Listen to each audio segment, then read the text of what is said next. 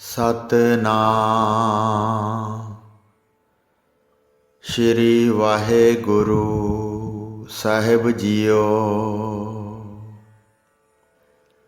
परम सन्मानियो गुरु रूप गुरु खालसा साध संगत जी, वाहिगुरु जी का खालसा वाहिगुरु जी की फतेह। जो मनुख शरदा सहित हो के ब्रह्म ਗਿਆਨੀ ਦੇ ਹੁਕਮ ਨੂੰ ਹਿਰਦੇ ਵਿੱਚ ਲਿਖ ਲੈਂਦਾ ਹੈ, ਭਾਵ ਧਾਰਨ ਕਰ ਲੈਂਦਾ ਹੈ, ਉਹ ਦੁੱਖਾਂ ਦੀ ਥਾਂ ਸੁਖ ਪ੍ਰਾਪਤ ਕਰ ਲੈਂਦਾ ਹੈ। ਸਤਿਗੁਰੂ ਅੰਗਦ ਦੇਵ ਜੀ ਦੇ ਸਮੇਂ ਸ਼੍ਰੀ ਖਡੂਰ ਸਾਹਿਬ ਜੀ ਵਿੱਚ ਇੱਕ ਮਲੂਕਾ ਨਾਮ ਦਾ ਵਿਅਕਤੀ ਪਿੰਡ ਦਾ ਚੌਧਰੀ ਸੀ। ਇਸ ਦੀ ਹਵੇਲੀ ਸਤਿਗੁਰੂ ਜੀ ਦੇ ਮਾਲ ਅਖਾੜਾ ਸਾਹਿਬ ਦੇ ਪਾਸ ਹੀ ਸੀ। ਇਸ ਨੂੰ ਸ਼ਰਾਬ ਪੀਣ ਦੀ ਬੜੀ ਭੈੜੀ ਆਦਤ ਸੀ। ਇਸ ਕਰਕੇ ਇਸ ਨੂੰ ਮਿਰਗੀ ਦੀ ਦੁਖਦਾਇਕ ਬਿਮਾਰੀ ਸੀ, ਜੋ ਬੜੇ ਬੜੇ ਇਲਾਜ ਕਰਦੇ ਰਹਿਣ ਨਾਲ ਵੀ ਨਾ ਹਟੀ।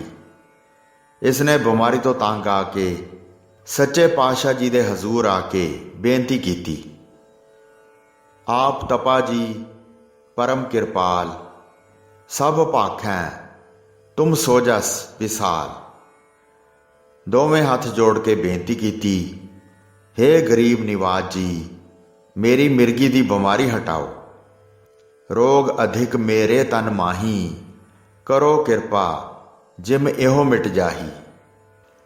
ਸਤਿਗੁਰੂ ਸਾਹਿਬ ਜੀ ਨੇ ਸਹਿ ਸੁਭਾਅ ਕਿਹਾ ਕਿ ਭਾਈ, ਜੇ ਤੂੰ ਖੋਟੀ ਸ਼ਰਾਬ ਪੀਣੀ ਛੱਡ ਦਵੇਂ ਤਾਂ ਤੇਰੀ ਮਿਰਗੀ ਦੀ ਬਿਮਾਰੀ ਹਟ ਜਾਏਗੀ।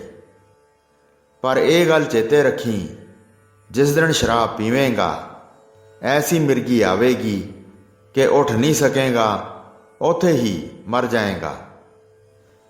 ਇਹ ਸਤਿਗੁਰੂ ਸਾਹਿਬ ਜੀ ਨੇ ਬਚਨ ਕਰ ਦਿੱਤੇ ਤੇ ਮਲੂਕੇ ਨੇ ਇਹ ਬਚਨ ਸੁਣ ਕੇ ਸ਼ਰਾਬ ਛੱਡ ਦਿੱਤੀ। ਮਲੂਕਾ 8 ਸਾਲ ਜਿਉਂਦਾ ਰਿਹਾ। 8 ਸਾਲਾਂ ਬਾਅਦ ਉਸਨੇ ਕਿਹਾ, ਹੁਣ ਤਾਂ ਬਿਮਾਰੀ ਹਟ ਗਈ ਹੈ, ਥੋੜ੍ਹੀ ਮੌਜ ਲੈ ਲਈਏ। ਸਾਉਣ ਦੀਆਂ ਘਟਾਵਾਂ ਝੁੱਕ ਕੇ ਆਈਆਂ, ਠੰਡੀ ਠੰਡੀ ਪੌਣ ਚੱਲੀ, ਨਿੱਕੀ ਨਿੱਕੀ ਬੂੰਦਾਬਾਂਦੀ ਹੋ ਰਹੀ ਸੀ। ਇਹ ਰਹਿ ਨਾ ਸਕਿਆ। ਇਸ ਨੇ ਨੌਕਰ ਨੂੰ ਕਿਹਾ, ਲਿਆ ਓਏ ਸ਼ਰਾਬ। ਜਦੋਂ ਸ਼ਰਾਬ ਪੀ ਕੇ ਨੇਤਰਾਂ ਨੂੰ ਤਰਾਰਾ ਜਿਹਾ ਆਇਆ ਤਾਂ ਚੁਬਾਰੇ 'ਤੇ ਚੜ੍ਹ ਕੇ ਆਖਿਆ, ਹੇ ਤਪਾ ਜੀ, ਮੈਂ ਅੱਜ ਰਹਿ ਨਹੀਂ ਸਕਿਆ, ਅੱਜ ਮੈਂ ਪੀ ਲਈ ਹੈ। ਉਸ ਵਕਤ ਸਤਿਗੁਰੂ ਜੀ ਦਾ ਦੀਵਾਨ ਗੁਰਦੁਆਰੇ ਮਾਲ ਅਖਾੜੇ ਸਾਹਿਬ ਜੀ ਵਿਖੇ ਲੱਗਾ ਹੋਇਆ ਸੀ।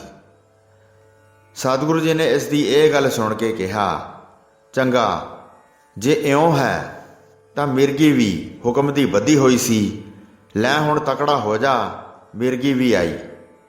ਇਹ ਬਚਨ ਕਹਿਣ ਤੋਂ ਬਾਅਦ ਮਿਰਗੀ ਪੈਣ ਕਰਕੇ ਉਹ ਅਟਾਰੀ ਤੋਂ ਡਿੱਗ ਕੇ ਮਰ ਗਿਆ। ਇਉਂ ਭਾਵੇਂ ਮਲੂਕੇ ਦੇ ਕਰਮਾਂ ਵਿੱਚ ਮਿਰਗੀ ਦੇ ਰੋਗ ਨਾਲ ਦੁੱਖ ਪਾਉਣਾ ਲਿਖਿਆ ਹੋਇਆ ਸੀ, ਪਰ ਸਤਿਗੁਰੂ ਜੀ ਦਾ ਬਚਨ ਮੰਨ ਕੇ ਸ਼ਰਾਬ ਪੀਣੋਂ ਹਟ ਕੇ ਉਸ ਨੇ ਸੁੱਖ ਪਾਇਆ। ਸੋ ਸਤਿਗੁਰੂ ਜੀ ਦਾ ਹੁਕਮ ਮੰਨਣ ਨਾਲ ਦੁੱਖ ਦੀ ਥਾਂ ਸੁੱਖ ਪਾਈਦਾ ਹੈ, ਅਤੇ ਜੇ ਨਾ ਮੰਨੀਏ ਤਾਂ ਫਿਰ ਮਲੂਕੇ ਦੀ ਤਰ੍ਹਾਂ ਮਰਨਾ ਪੈਂਦਾ ਹੈ। ਇਸ ਲਈ ਹਰ ਸਿੱਖ ਨੂੰ ਸਤਿਗੁਰਾਂ ਦੇ ਦਿੱਤੇ ਉਪਦੇਸ਼ ਨੂੰ ਅੰਤਰਾਤਮੇ ਧਾਰਨ ਕਰਕੇ ਜੀਵਨ ਗੁਜ਼ਾਰਦੇ ਰਹਿਣਾ ਚਾਹੀਦਾ ਹੈ, ਜਿਸ ਦਾ ਸਦਕਾ ਸਦੀਵੀ ਸੁਖੀ ਜੀਵਨ ਗੁਜ਼ਰਦਾ ਹੈ। ਬੁੱਧੀ ਦਾ ਚਮਤਕਾਰ, ਬੁੱਧੀ ਦੀਆਂ ਚਤੁਰਾਈਆਂ ਤੇ ਸਿਆਣਪਾਂ ਭਾਵੇਂ ਮਨੁੱਖ ਪਾਸ ਹਜ਼ਾਰਾਂ ਹੀ ਨਹੀਂ ਲੱਖਾਂ ਵੀ ਕਿਉਂ ਨਾ ਹੋਣ, ਇਹ ਸਭ ਹਉਮੈ ਦੇ ਆਸਰਤ ਹੋਣ ਕਰਕੇ ਉਸ ਸੱਚੇ ਸਾਈਂ ਦੇ ਦੇਸ਼ ਤੱਕ ਇੱਕ ਵੀ ਨਾਲ ਨਹੀਂ ਚੱਲਦੀ। ਭਾਵ ਸਭੇ ਸਿਆਣਪਾਂ ਮਨ ਦੇ ਚਮਤਕਾਰ ਹਨ। ਪ੍ਰਭੂ ਅਗਮ ਅਗੋਚਰ ਹੈ, ਬੁੱਧੀ ਦੀ ਗੰਮਤਾਂ ਤੋਂ ਪਰੇ ਹੈ। ਸਿਕੰਦਰ ਬਾਦਸ਼ਾਹ ਦਾ ਇੱਕ ਅਫਲਾਤੂ ਨਾਮ ਕਰਕੇ ਇੱਕ ਹਕੀਮ ਬੜਾ ਅਕਲ ਵਾਲਾ ਹੋਇਆ ਹੈ। ਇਸ ਨੂੰ ਜੋਤਿਸ਼ ਕਰਕੇ ਪਤਾ ਲੱਗਾ ਕਿ ਅਮਕੇ ਮਹੀਨੇ ਫਲਾਣੀ ਥਿਤ ਅਮਕੇ ਵਾਰ ਮੈਂ ਮਰ ਜਾਣਾ ਹੈ। ਜਿਸ ਵੇਲੇ ਉਹ ਦਿਨ ਆਇਆ ਤਾਂ ਧਰਮਰਾਜ ਨੇ ਜਮਾਂ ਨੂੰ ਕਿਹਾ ਕਿ ਉਸ ਨੂੰ ਜਾ ਕੇ ਲਿਆਓ। ਜਦੋਂ ਜਮਦੂਤ ਲੈਣ ਵਾਸਤੇ ਆਏ ਤਾਂ ਅਫਲਾਤੂ ਕਿੰਨੀਆਂ ਹੀ ਸੂਰਤਾਂ ਆਪਣੇ ਜੈਸੀਆਂ ਹੂ ਬਹੂ ਬਣਾ ਕੇ ਵਿੱਚ ਆਪ ਖੜਾ ਹੋ ਗਿਆ ਸੀ। ਇਸ ਤਰ੍ਹਾਂ ਕਿੰਨੀਆਂ ਹੀ ਮੂਰਤਾਂ ਵੇਖ ਕੇ ਜਮਦੂਤ ਬੜੇ ਅਚਰਜ ਹੋਏ ਕਿ ਇਹ ਤਾਂ ਕਿਤਨੇ ਹੀ ਅਫਲਾਤੂ ਹਨ। ਅਸਾਂ ਤਾਂ ਇੱਕ ਅਫਲਾਤੂ ਨੂੰ ਲੈ ਕੇ ਜਾਣਾ ਹੈ। ਫਿਰ ਧਰਮਰਾਜ ਪਾਸ ਵਾਪਸ ਪੁੱਜੇ। ਧਰਮਰਾਜ ਨੂੰ ਕਹਿਣ ਲੱਗੇ ਕਿ ਮਹਾਰਾਜ ਜੀ, ਸਾਨੂੰ ਕੁਝ ਪਤਾ ਨਹੀਂ ਲੱਗਦਾ ਕਿ ਅਫਲਾਤੂ ਕਿਹੜਾ ਹੈ। ਉੱਥੇ ਤਾਂ ਕਿੰਨੇ ਹੀ ਅਫਲਾਤੂ ਹਨ। ਧਰਮਰਾਜ ਨੇ ਸੋਚ ਕੇ ਕਿਹਾ ਕਿ ਹੇ ਜਮਦੂਤੋ, ਤੁਸੀਂ ਉੱਥੇ ਜਾ ਕੇ ਮੂਰਤੀਆਂ ਦੀ ਬਹੁਤ ਉਸਤਤ ਕਰੋ ਅਤੇ ਉਸਤਤ ਕਰਦਿਆਂ ਉਸ ਨੂੰ ਇੱਕ ਦੋ ਨੁਕਸ ਵੀ ਦੱਸੋ। ਤਦ ਜਮਦੂਤਾਂ ਨੇ ਆ ਕੇ ਮੂਰਤੀਆਂ ਦੀ ਬਹੁਤ ਉਸਤਤ ਕੀਤੀ ਅਤੇ ਕਹਿਣ ਲੱਗੇ, ਵਾਹ ਬਈ ਵਾਹ, ਮੂਰਤੀਆਂ ਬਣਾਉਣ ਵਾਲਿਆ, ਸ਼ਾਬਾਸ਼ ਹੈ, ਸ਼ਾਬਾਸ਼ ਹੈ ਤੇਰੇ, ਅਤੇ ਤੇਰੇ ਮਾਤਾ ਪਿਤਾ ਵੀ ਧੰਨ ਹਨ ਜਿਨ੍ਹਾਂ ਦਾ ਐਸਾ ਪੁੱਤਰ ਸਿਆਣਾ ਤੇ ਅਕਲਮੰਦ ਹੈ। ਪਰ ਇੱਕ ਸ਼ਕਲ ਦਾ ਨੱਕ ਥੋੜਾ ਜਿਹਾ ਵਿੰਗਾ ਰਹਿ ਗਿਆ ਹੈ। ਉਸ ਵੇਲੇ ਅਫਲਾਤੂ ਹੰਕਾਰ ਨਾਲ ਬੋਲਿਆ ਤੇ ਕਹਿਣ ਲੱਗਾ, ਕਿੱਥੋਂ ਵਿੰਗਾ ਰਹਿ ਗਿਆ ਹੈ।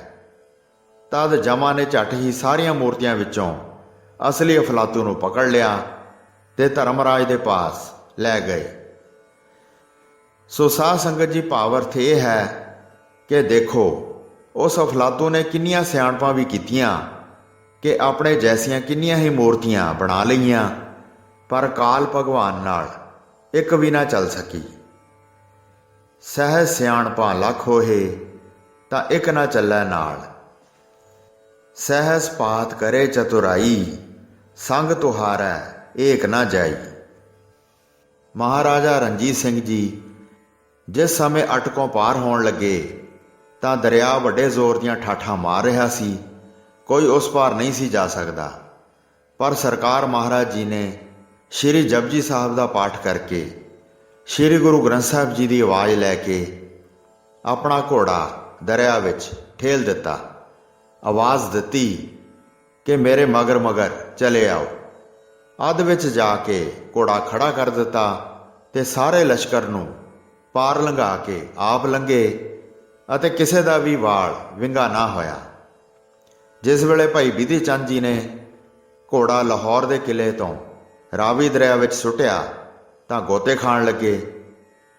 ਫਿਰ ਭਾਈ ਬਿਧੀ ਚੰਦ ਜੀ ਨੇ ਸ਼੍ਰੀ ਜਪਜੀ ਸਾਹਿਬ ਜੀ ਦਾ ਪਾਠ ਸ਼ੁਰੂ ਕੀਤਾ। ਜਿਸ ਤਰ੍ਹਾਂ ਹੀ ਉਹਨਾਂ ਨੇ ਪਾਠ ਸ਼ੁਰੂ ਕੀਤਾ, ਘੋੜਾ ਡੁੱਬਣੋਂ ਬਚ ਗਿਆ ਤੇ ਭਾਈ ਬਿਧੀ ਚੰਦ ਜੀ ਨੂੰ ਦਰਿਆ ਰਾਵੀ ਦੀ ਜਿਹੜਾ ਵੱਡਾ ਭਾਰਾ ਅਸਗਾਹ ਸੀ, ਉਸ ਦੀ ਹਾਥ ਅਸਗਾਹ ਥਾਂ ਆ ਗਈ ਤੇ ਸਾਫ਼ ਬਿਨਾਂ ਕਿਸੇ ਤਕਲੀਫ ਦੇ ਪਾਰ ਹੋ ਗਏ। ਸੁਣਿਆ ਹਾਥ ਹੋਵੇ ਅਸਗਾਹ। ਹੋਈਆਂ ਭੁੱਲਾਂ ਚੁੱਕਾਂ ਦੀ ਖਿਮਾ ਬਖਸ਼ਣੀ ਜੀ। ਦਾਸ ਨੂੰ ਆਗਿਆ ਦਿਓ। ਵਾਹਿਗੁਰੂ ਜੀ ਕਾ ਖਾਲਸਾ, ਵਾਹਿਗੁਰੂ ਜੀ ਕੀ ਫਤਿਹ।